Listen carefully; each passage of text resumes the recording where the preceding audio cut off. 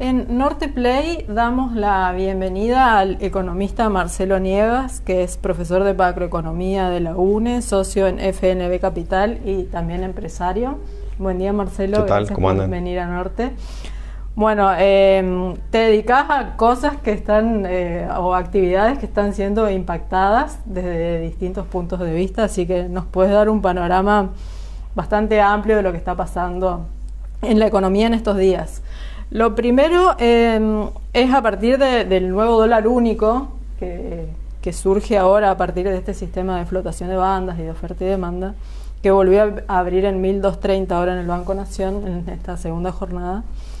Primero, si lo definís como una devaluación y si considerás que en ese nivel de las bandas el tipo de cambio sigue estando atrasado.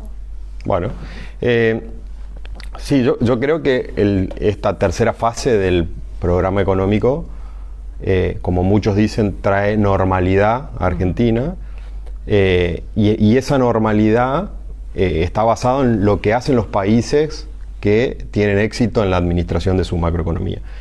¿Qué es lo que está haciendo Argentina hoy, o qué está intentando hacer Argentina hoy, que no lo hizo, no sé, en 100 años de historia, probablemente? Es modificar su esquema cambiario, algo que venía siendo bastante cuestionado en los últimos meses como, digamos, parte del modelo económico, pero que tiene condimentos que no tuvo antes en la historia, que nos permiten darle el beneficio de la duda y en todo caso ir viendo las primeras señales que vos mencionabas respecto a qué pasa con los precios. Pero desde el punto de partida es que nunca nosotros vimos una economía en Argentina con flotación, porque lo que anunciaron el viernes es una flotación con bandas, pero es una flotación administrada con bandas. Ni en 2018 con Macri. Ni en 2018 con Macri, que tiene además un nuevo programa de la administración monetaria, ¿no? Cambia el objetivo monetario del Banco Central en este nuevo esquema, con, a su vez, superávit fiscal, que tampoco tuvo Macri en el 2015 cuando liberó el cepo. Y que para cierta gente tiene un montón de asteriscos, pero bueno, el superávit. Bueno, supongamos que tiene asteriscos. Lo cierto es que hay una meta de superávit fiscal, no una meta de equilibrio fiscal y no déficit fiscal. O sea, seguro no hay déficit fiscal. Por lo tanto, esa combinación de elementos te lleva a pensar de que la decisión un poco osada del gobierno en este programa, en esta fase 3 del programa, digo osada porque ni el analista más digamos, arriesgado en el mundo hubiera pensado que Argentina iba a llevar a una unificación cambiaria prácticamente, porque la brecha se redujo de manera significativa, es casi insignificante, aunque el cepo sigue existiendo para algunos sectores, sobre todo para las personas jurídicas. Entonces, esa fase 3 tiene esos condimentos. O sea, el punto de partida es ese. ¿Cuáles son las señales que uno empieza a ver para pensar si puede o no tener éxito? Bueno, la primera es lo que vimos ayer y lo que comentabas de hoy, que el dólar está yendo más bien a la parte baja de las bandas que a la parte alta. En el 2015, en aquel momento cuando se libera el cepo, lo que sucedió fue que el dólar inmediatamente, el dólar oficial, se fue al dólar financiero de ese momento, ¿no? Al equivalente al dólar contado con liquidación de hoy. Eso no sucedió ahora. Entonces, si uno dice, ¿cuáles son las primeras señales? Porque uno no puede calificar un programa en un día, es, bueno, tuviste una jornada más tranquila de la que uno hubiera esperado o de la que pasó en la historia más reciente y en la historia anterior, previamente. Entonces, primera buena señal. Segunda señal es que los incentivos hoy de los actores económicos te va a determinar si esa primera señal es o no consistente con el nuevo programa. ¿Qué significa esto? Que un exportador hoy tiene un tipo de cambio mayor al tipo de cambio blend que existía la semana pasada. Por lo tanto, tiene incentivos a liquidar exportaciones. Desde el otro lado, y ahí viene tu pregunta de si es o no es una devaluación, o es o no es una depreciación, Y ahí tenemos que separar, porque no es lo mismo el tipo de cambio que tenía el sector comercial de Argentina que la familia, ¿no? Entonces, claro, si uno le pregunta a una persona, ¿a vos te parece que el dólar subió o bajó? Te va a decir, no, para mí bajó, ¿no? Porque ahora puede conseguir dólares a un tipo de cambio más barato. Ahora, si uno le dice, de hecho ayer hubo muchísima gente, se vendieron en el mercado libre 600 millones de dólares, mucho de ahorristas, de personas que entraron a probar, que seguramente todos tienen un caso, claro, pero para el sector comercial ahora el tipo de cambio les subió, ¿no? Entonces, la pregunta ahí es, ¿cómo impacta ese mayor tipo de cambio al importador y hoy qué incentivos tiene? Bueno, el gobierno en el último mes dejó importar, digamos, vendió dólares por más o menos 2.500 millones de dólares. ¿Qué pasaba? El sector importador sabía que esto en algún momento se iba a soltar el tipo de cambio, adelantó importaciones, por lo tanto el impacto inmediato en la importación yo creo que no lo vamos a ver.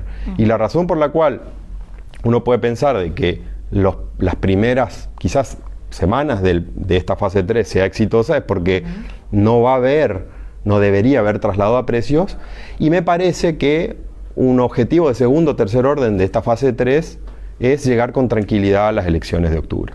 Y llegar con tranquilidad a las elecciones de octubre en Argentina significan dos cosas. Una, que la inflación no esté desbocada, y dos, que la actividad económica no perjudique a más gente y haga afectar el salario real, que es en definitiva lo que importa. Sin embargo, ya hay estimaciones de que los índices de precios de abril y mayo van a estar en torno al 4%.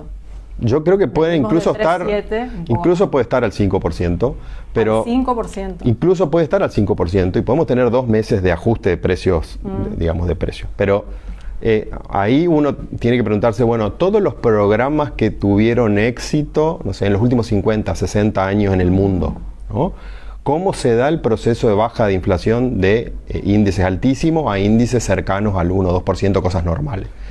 Ninguno de esos programas, podemos usar Polonia, Brasil, Israel en el 85, Brasil con el Plan Real, México, todos tuvieron procesos donde primero buscan anclar expectativas y obviamente anclar alguna variable o monetaria o cambiaria para ese proceso, como lo hizo Argentina en las primeras 2 etapas, y después les lleva más o menos 4 años en bajar la inflación de doble dígito mensual a cercano al 1% mensual, ¿no? Entonces, para pensar si este programa va a tener éxito con la inflación, no me preocuparía en medir lo que pase en abril y mayo, que seguro vas a tener un salto.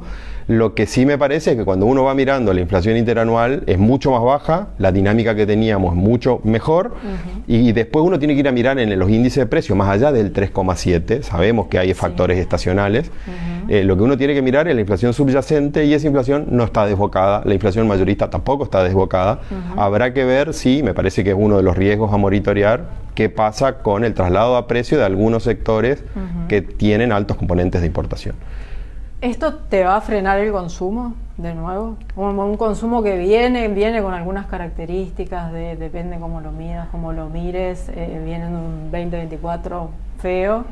¿Qué se puede esperar con esto? Bueno, ahí también hay que separar los sectores que fueron ganadores, para ponerle un nombre, con el modelo anterior, digamos, pre-Milei, que básicamente son los del consumo masivo. Son los sectores que van a tener todavía un 2025 pesado, en el sentido que no van a recuperar el nivel de ventas de 2023 ni cerca. Ahora, si uno habla con alguien que vende, no sé, máquinas o que vende electrodomésticos, te dice, hace mucho tiempo no tenemos las ventas que estamos teniendo incluso en 2023. ¿Por qué está pasando eso? ¿Y por qué uno debería pensar de que esos sectores van a seguir bien, ¿no? Podemos hablar de, no sé, los que venden motos. Es porque hay crédito. Entonces, este modelo, que ahora encima pone foco en que la tasa de interés se determine por las variables de macro, digamos, de manera endógena, decimos nosotros en macro, bueno, el crédito debería seguir creciendo, y el consumo todavía le va a costar en algunos segmentos, por ejemplo los de consumo masivo, pero debería seguir creciendo en los de, por ahí, bienes que no se consumen con el primer uso, ¿no? Quiero analizar un poco esta vuelta a pedirle un préstamo al FMI. ¿Eso qué te marca? ¿Que el programa económico fracasó o tenía riesgo de fracasar y por eso vas y le pedís plata al Fondo Monetario Internacional? Y por otro lado, bueno, todo lo que pide el fondo, que ya sabemos que tiene las mismas políticas más o menos siempre, si todas esas reformas que pide va a significar achicar mucho más la economía, contraer el consumo, contraer los salarios, ¿cómo ves todo eso? Cuando decíamos al comienzo de volver a ser un país normal, ¿cómo funciona un país normal? ¿No? Un país normal vive normalmente con financiamiento, ¿no? Entonces, parte de su actividad la financia con recaudación o con generación propia, ¿no? El superávit fiscal. No todos los países del mundo lo tienen, incluso con déficit fiscal, y cuando le faltan fondos, se financian. ¿Qué problema tiene Argentina? Por su historia, es que perdió el acceso a los mercados, ¿no? Podemos hablar ahí de las distintas reestructuraciones, de la última que hizo Guzmán, de qué generó eso en el mercado financiero, de lo que pasó con Macri. Lo cierto es que Argentina no tenía acceso a financiamiento. Sí. ¿Qué pasó en este último año y medio, o los 15 meses, 16 meses de gestión de Milei? Es que el gobierno cuidó la posibilidad de volver en algún momento al mercado de crédito internacional. ¿Qué es esto? Que uno pueda salir, es como ir al banco y que te den crédito, ¿no? En una persona. Bueno, en el país es que el país pueda ir y decir, quiero colocar un bono y que haya chance de que te presten plata a una tasa razonable. Con un riesgo país de 2.400 puntos, eso es imposible.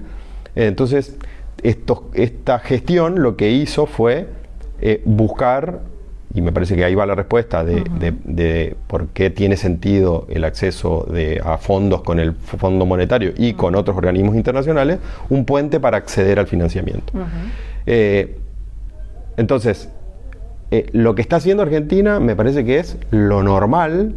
Quizás dentro, si uno se pone a mirar y se pone del lado del FMI y dice, no, pará, no es normal porque es el que más fondo le ha pedido prestado al Fondo Monetario, problema del Fondo Monetario. Pero lo cierto es que Argentina fue al fondo, a diferencia de todas las otras veces, habiendo hecho algunos deberes que hacen o que explican por qué el fondo le da hoy el 60%, o en el corto plazo el 60% de los fondos que no sucedió nunca para esa magnitud de financiamiento.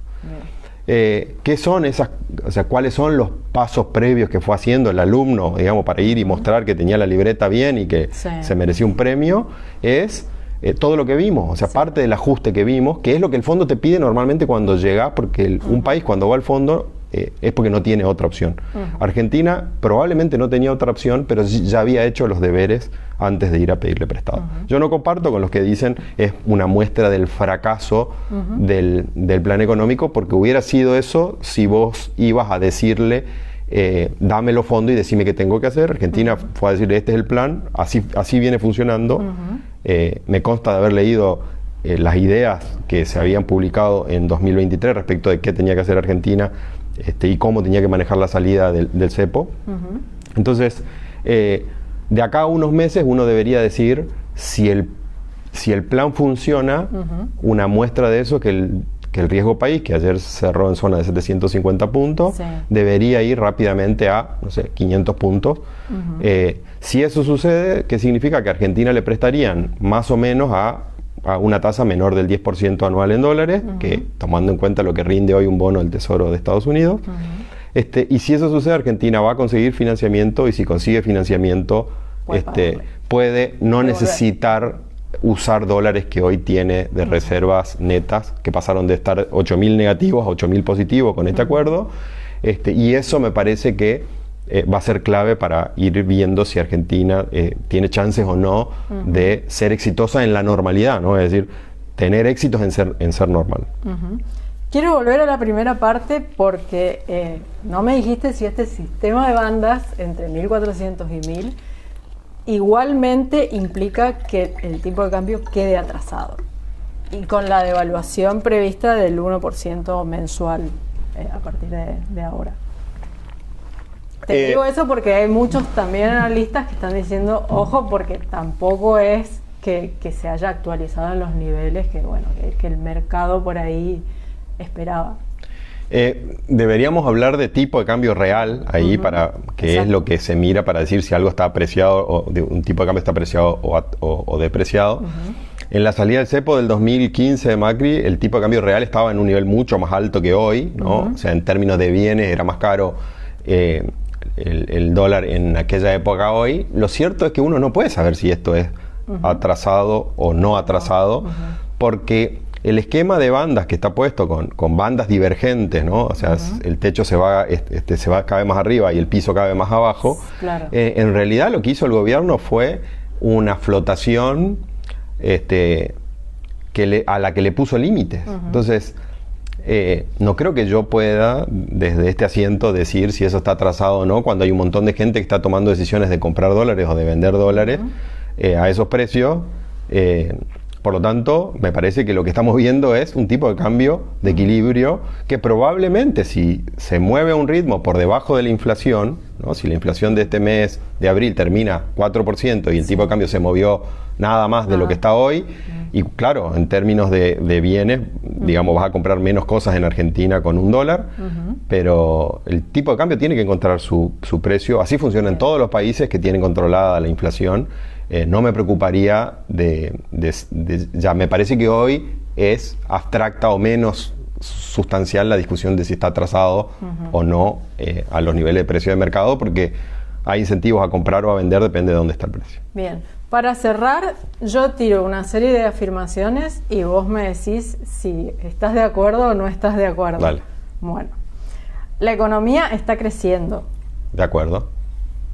Los salarios crecen por encima de la inflación.